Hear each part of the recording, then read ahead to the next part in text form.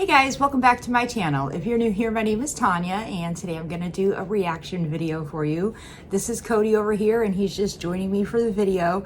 I got him wrapped up in a little towel right here, so he's nice and cozy, and maybe he'll be chill and not move around so much. Today I'm going to react to a channel that I've not seen before. It's called Bored 1980, and the video is 4 years old. But I came across it and I thought it would be interesting to do. It's called 23 Strange Things About Life in America from a Kiwi. So this would be interesting for me. You know, I usually do videos like in Australia or in New Zealand where I'm learning about stuff in the country. This is kind of swapped the other way around, where a Kiwi is actually in America and he's gonna talk about his experiences, I guess. So this is gonna be interesting for me to watch. Real quick before I get started, I just want to remind everybody of a couple of things. I have my memberships turned on. They're only $4.99 a month if you're interested in helping support the channel. My latest membership video is the reaction to Jimmy Barnes and Mahalia Barnes doing a duet together. Also, I have a Discord, which is completely free and linked below if you want to join. And I have a wish list down below also if you are interested in at all in sending a gift or whatever, helping support the channel in other ways. But let's go ahead and get started on this video. Here we go.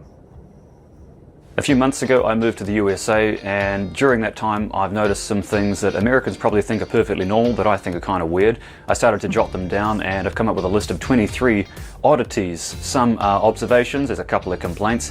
So let's dive into it. Number one's really easy, we'll get it out of the way. Tipping. Where I come from in New Zealand, tipping doesn't really exist, and I lived in Europe for 7.5 years. Tipping there is pretty rare as well. It's really unusual, but you know, when in Rome, do as the Romans do, so I've adopted tipping.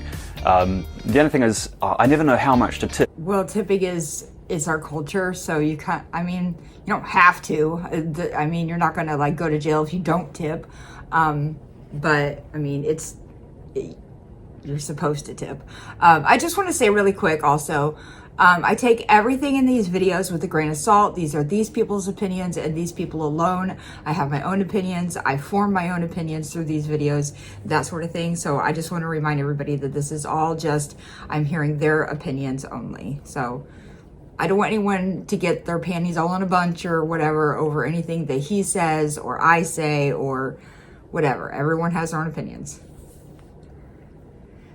I've heard that 15 to 20% is good, and as any foreigner who lives overseas or is visiting overseas, you're an ambassador for everyone from that country.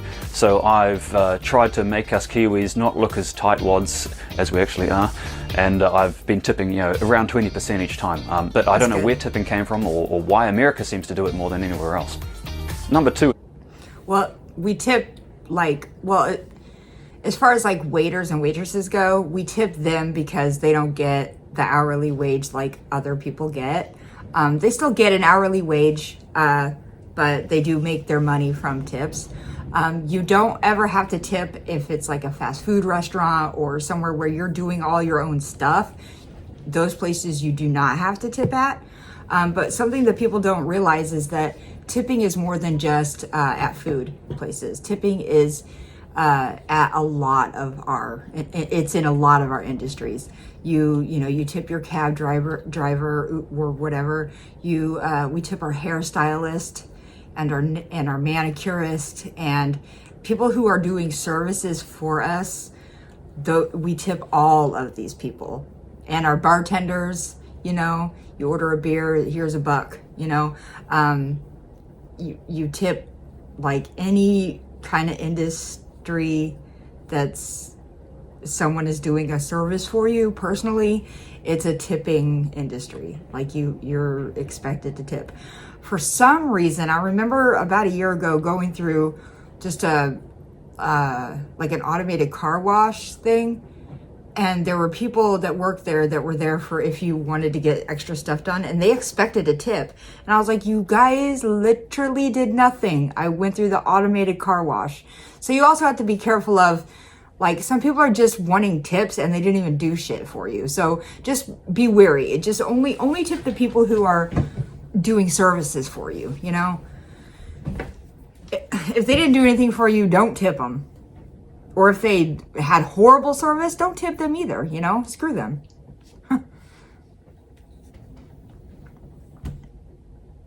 Kind of silly.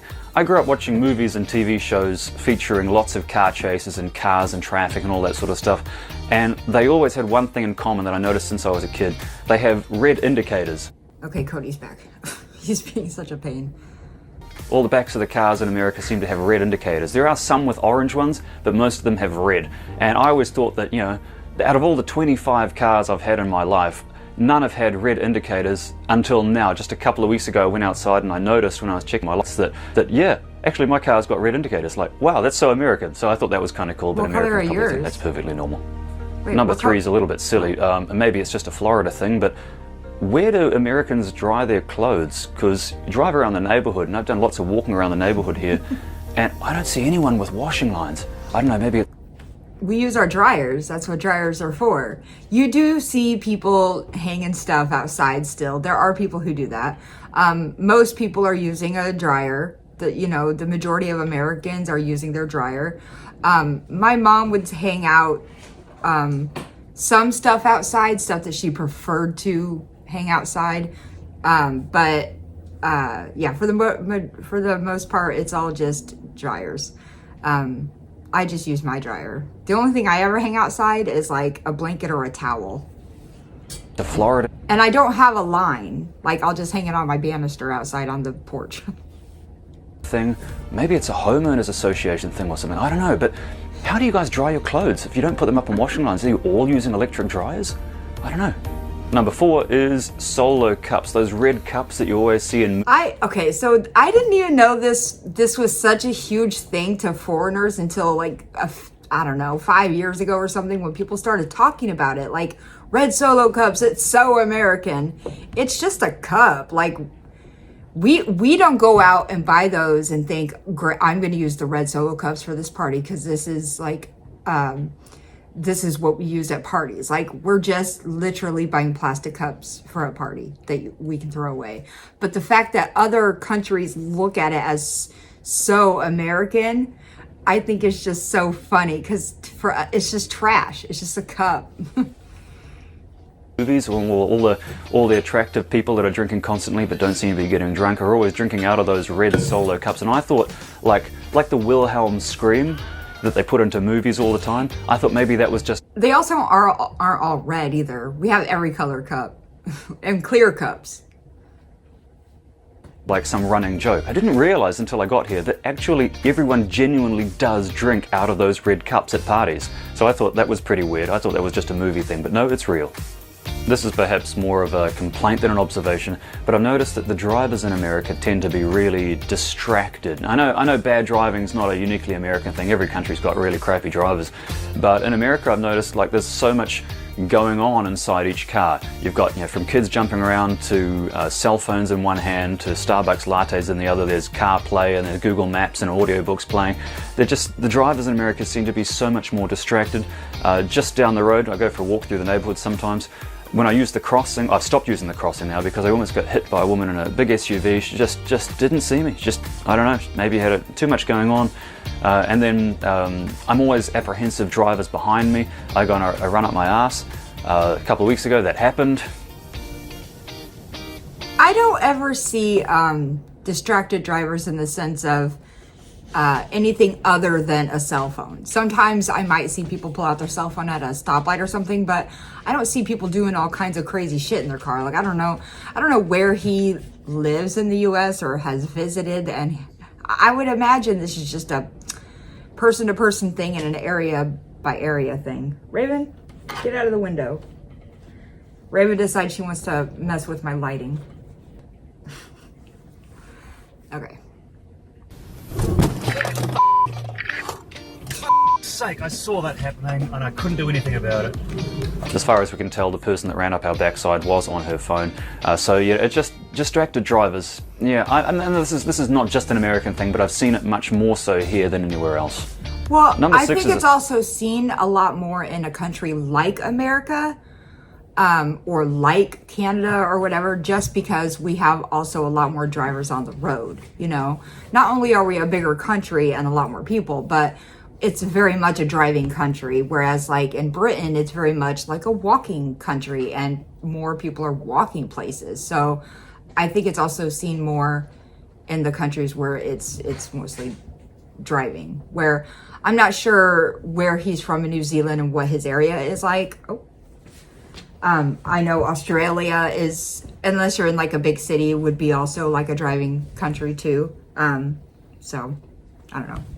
Spicy one, I might get some flack for this, but America seems really politically divided, and that sort of comes into play into every facet of life. For example, I like cars. I like cars with different kinds of engines. I love electric cars as well, but when I mention that in a public forum online, I get told some pretty nasty things. People assume that I have a political bias for some reason, which I don't. I don't follow politics. I don't care if you vote left or right, red tie, blue tie. The happier I am, the further away I am from politics. It's great. The same thing happens with, I went to a big shop called Walmart. I'd never been there before, and went exploring. It's got all these kinds of really amazing products in there. And whoa, I put that on social media and I got told off big time, but nowhere near as bad as when I discovered a restaurant chain called Chick-fil-A.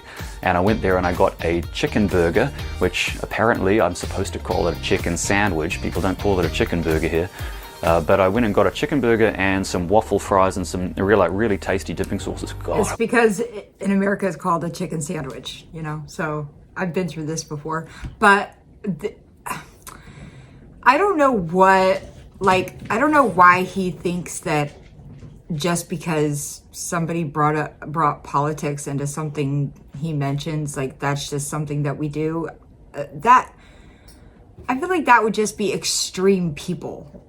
You know, you can come across any extreme person and they're going to act extreme and they're going to say extreme things and they're going to talk out their ass. But like in a normal day-to-day setting, you're not going to come across people who just want to spew politics at you. In America, the last thing people want to talk about is politics. Nobody wants to talk about it. Nobody wants to talk about politics or religion. These are the no-nos. You don't bring these things up. It was really good. It was delicious, and I was so proud of this discovery that I put it on social media, and whoa, did I get told off. People crapped down my throat for that one. Jesus, what a minefield that was. I didn't realize that simple day-to-day things are suddenly so political. So that, I don't know when that happened. The Chick-fil-A thing is because their company, okay, Ghost, their company is against gay people. So that's the reason why a lot of people have outlawed going there. But I also know gay people who are like, I don't give a shit, I love their chicken, and they do go there, so. Or where it's going, but it's a little spooky.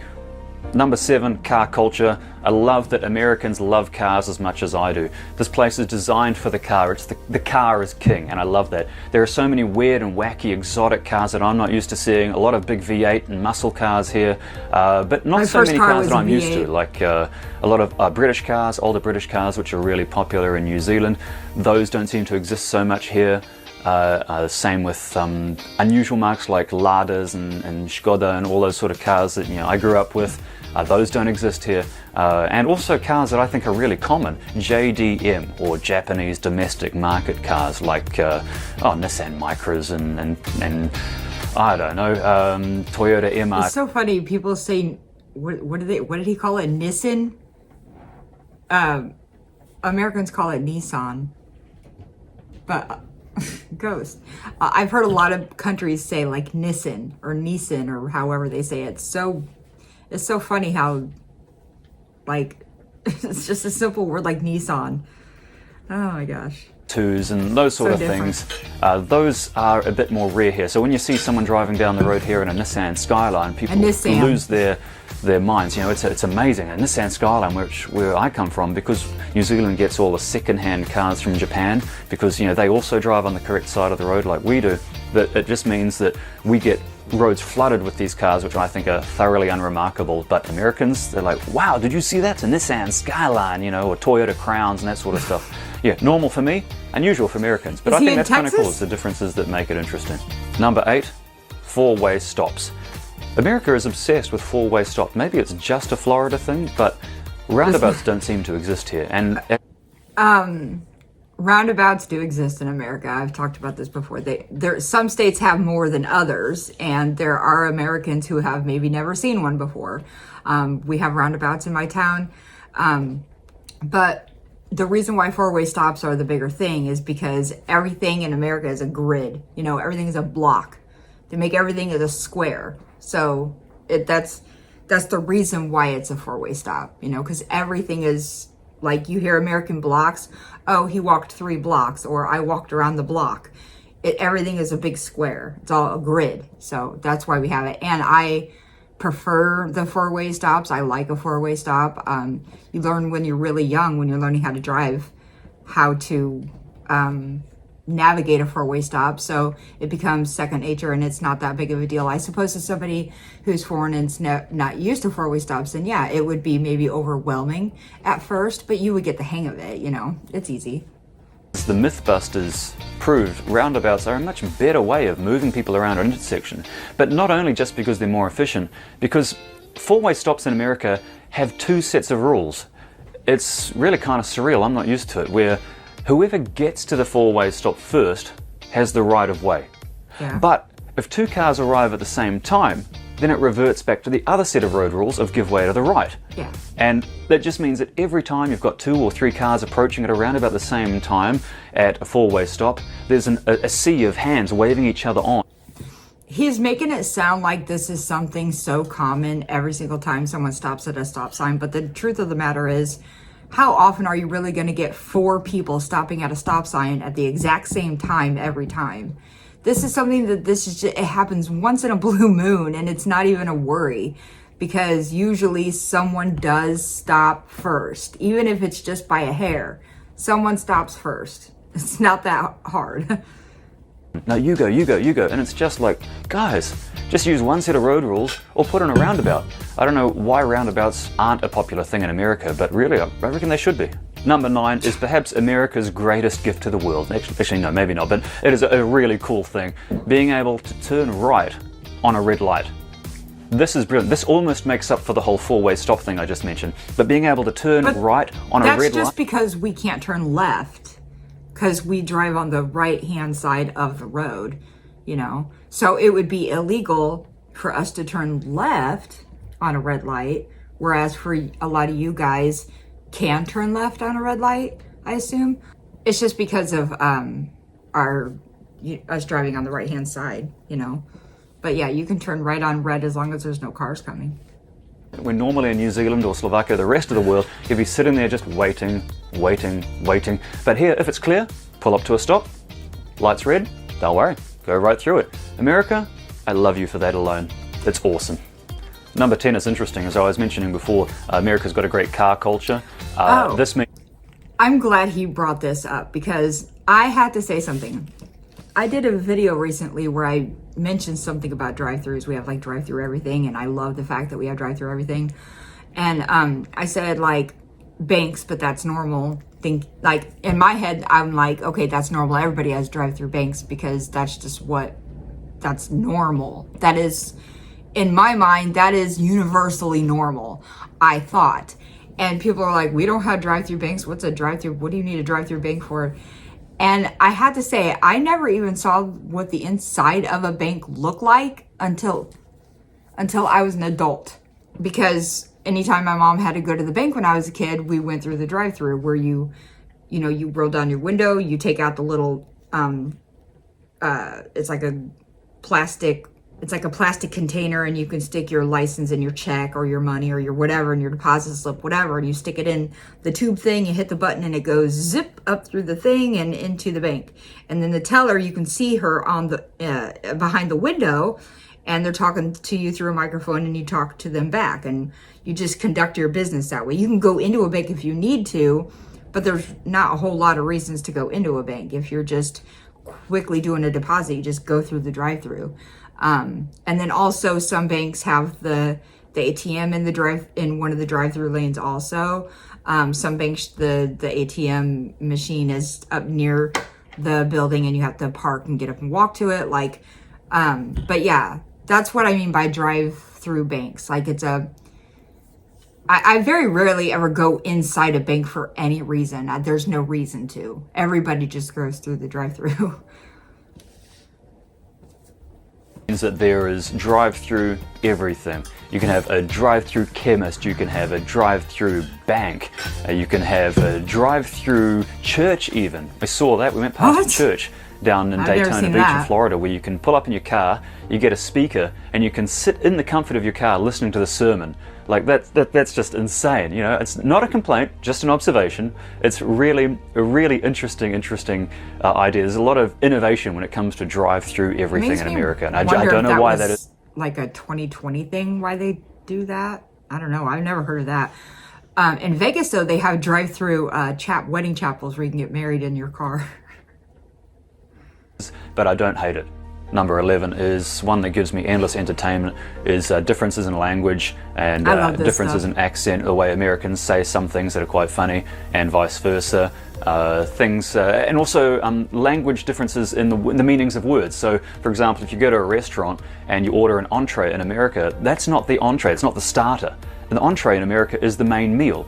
So make sure you don't get that mixed up. It's the same thing with pass the pasta. They say that completely different in America. They don't say pass the pasta. They say pass the I don't. It's not pasta. Americans don't say pasta. That's like Canadians and like every other person. We say pasta. It's pasta. We don't say pasta. Pass the pasta pastor. That's how I would say it. Pass the pasta pastor. Anyway, that's how, there are different things in America, and I think those differences are what makes it kind of interesting. It's like the difference between a pawn shop and a pawn shop. You know, you don't want to go to a pawn shop when you want to go to a pawn shop. Two different things. Number 12 is a quick one. There's obviously difference in measurement. Instead of kilometers, there's miles. Instead of grams, there's ounces. Instead of milliliters, there's fluid ounces. And of course, you know, there's differences in temperature. It just means you've got to do a bit of arithmetic every day, whether you like it or not. Think of it as a free Sudoku puzzle constantly every day. Whenever you go outside and you think, oh, okay, today's going to be 23 degrees, you have to think, okay, what is that in Roman? The thing is, like, unless I had a necessity to learn the other way, there's no reason for me to, because I understand the American way because I was raised on the American way. So to me, it's easier. And to me, when you say something is 3 inches, I know immediately what 3 inches is. But, you know, and if you say something is 1 mile away, I know what that means. But if you say something is 30 kilometers, I have no idea what I just told you how far away something is. Literally none. So I understand the American way because I grew up with it. Even though everyone says, oh, the other way is better, the other way is easier. For me, the American way is easier because it's what I know. If I were in another country that I was forced to learn it, then I would learn it. But I don't have a reason to. I don't have like a necessity to. And convert it to Fahrenheit. Number 13 is a little bit weird. It's a question for Americans. Why are your cell phone plans and data plans so expensive and restrictive when you guys, you are such a massive country with so many consumers? You'd think there'd be better buying power, but there really isn't a lot of choice when it comes to mobile data plans and so forth. Why? Number 14, massive food sizes. The sizes of plates and meals here in America is huge.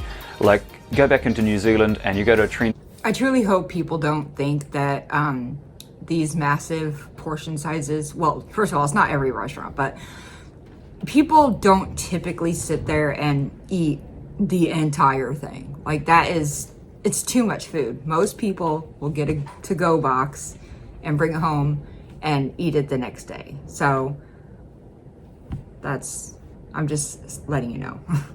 Restaurant, you're going to end up paying $40. Like, this is an actual photo of a $40 or $42 steak meal at a trendy North Shore Auckland restaurant. I walked out hungry, as you might expect, but in America, the portion sizes here are delicious and they are affordable. I don't know how that is possible, but it's dangerous. I could see myself getting really big here if I'm not careful. He put up this picture, but that's not that's like literally an entire countertop full of steak. That's not a portion size. Oh my God. Number 15, I'm disappointed in you, America. I've grown up watching American movies and TV shows, and all I see is Americans drinking coffee and enjoying coffee, and I assume that when I got here this would be the land of coffee. But coffee in America, even though it's everywhere, is really weak. I don't understand why. It's so weak. It's watery. Why?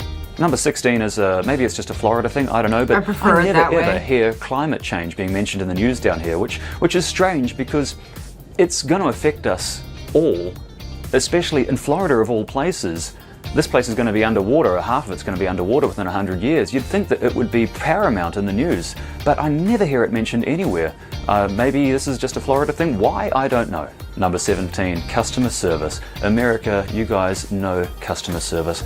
I have never experienced customer service so good as I have living here in the United States. Everyone is so friendly. People go out of their way. It is beautiful. I can't even take him seriously with the Hooters girls behind him. What?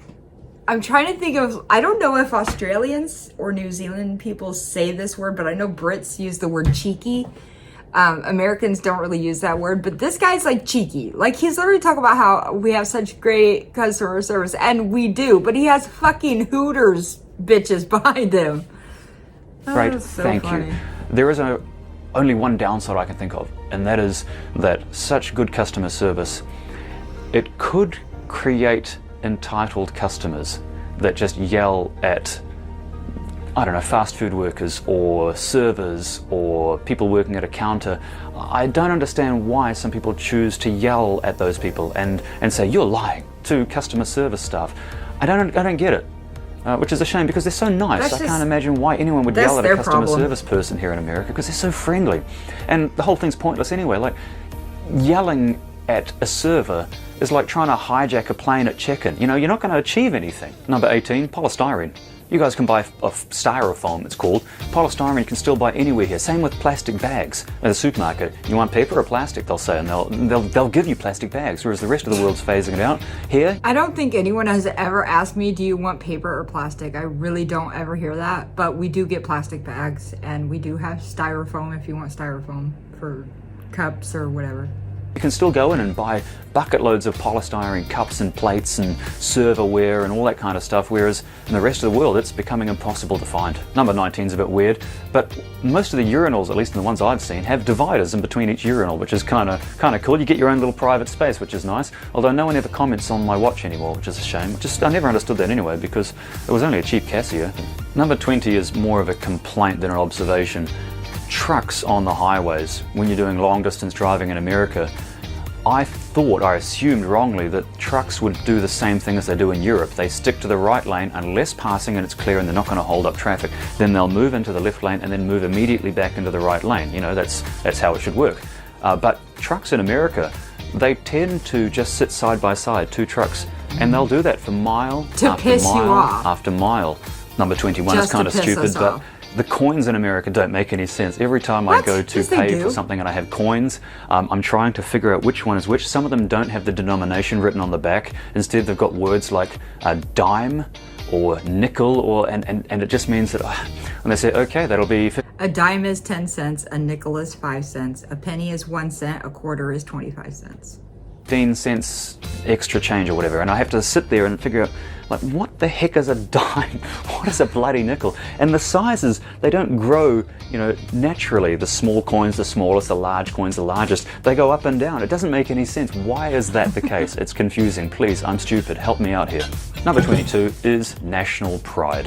I'm always in awe of how Americans are very proud of their country. They'll proudly fly their flags and support the troops, and you see this everywhere in advertising, on billboards, and it's a beautiful thing. New Zealand's obviously, of course, we're very proud, from New Zealand, but we don't run around waving our flags and things. That's just not who we are. So that's kind of a difference in thing, a difference in culture to witness. It's a different thing. It's a nice thing. I enjoy that. Number 23, the last one. This is going to be really a contentious one. I'm sure I'm going to have people disagree with me for this, but in America, I've noticed that there seems to be a growing cult of child worship, for lack of a better word. It's not even if you go to a restaurant, or if you go to a movie, or if you go anywhere in public, children are running amok. They're maybe, I mean, obviously it's a parental thing, but you know, and I'm a guest in your country, so I'm not going to criticize. That is strictly a parental thing. That is strictly that mom is a bad fucking mom and they can't control their child. I wouldn't say this is strictly in America. This is just bad parenting. I mean, maybe some people are a little bit more laid back here about it, but yeah, that's nobody here likes to see that either. But it's very different. In Slovakia or in Europe, where I lived there for many years, you would never see children running around in restaurants screaming. The parents would be mortified. But in America, that's perfect. Like 25, 30 years ago or longer, you wouldn't have seen that here either. The parents, like when I was a kid, I grew up in the 80s and I was a kid in the early 90s, and that you would not see that. You would not see kids running around being disrespectful like that at that period. I just think that it's becoming a newer problem. I don't know. Acceptable. Even you feel sorry for parents who get a babysitter and want to take the night off and have a nice romantic dinner out. They can't because the family next to them, the child is screaming and throwing food and climbing on the tables, and the parents there are just on their phones ignoring the child anyway. Why is that the case here but not in the rest of the world? And I'm sorry if I've offended anyone by that, but it's something that leaps out at you. Sure, children in New Zealand are pretty free range, but nowhere near as feral as they are in America. Feral? I'm sorry to any American parents that I've It's not offended the for that. kids, But, you it's know, the parents. Control your kids. Normally this Yeah, is the control part of the your video kids. where if I was a proper YouTuber, I'd say, okay guys, kids like never and did that subscribe and shit. all that crap, but let's be honest, this is not going to be a viral video. I don't care if you upvote it or downvote it or leave a comment or whatever. Really, I genuinely don't care. Because YouTube it's not about you. YouTube used to be, you know, you go back in history, YouTube was about Charlie bit my finger or the keyboard cat. You know, it was about individuals making quirky little videos. That was a decade ago, more than that. Nowadays YouTube, it's ThemTube. It's about a carefully curated group of conventionally attractive people, of which I'm not, in that 18 to 34-year-old age category, which I'm not, without grey hair, which I have on my head and in other places. And it's about promoting products and making videos that are just over 10 minutes long so that they're appeasing advertisers. This is not one of those videos. So rather than like and subscribe, for all I care, you can take a screenshot of this, you can print it out, roll it up into a cylinder, lube the end of it, bend over, and stick that piece of paper right up your arm. Oh my God. I love this guy. He's so funny. Oh my God. Oh, all right. Well, I'm going to make this a quick outro because this was a really long video, but I like this guy. This guy is so funny. He's a smart ass and I appreciate that about him. Let's see. Oh, he only has 9,000 subscribers. I wonder if he still makes videos. I just want to see really quick. Oh man, his last video was 2 years ago. Oh, that's unfortunate. Anyway, I really enjoyed him. He has a great personality. Here is Ghost once again to show you his butthole. If you guys enjoyed today's video, please give it a like, subscribe if you haven't done that yet, and I will see you next time.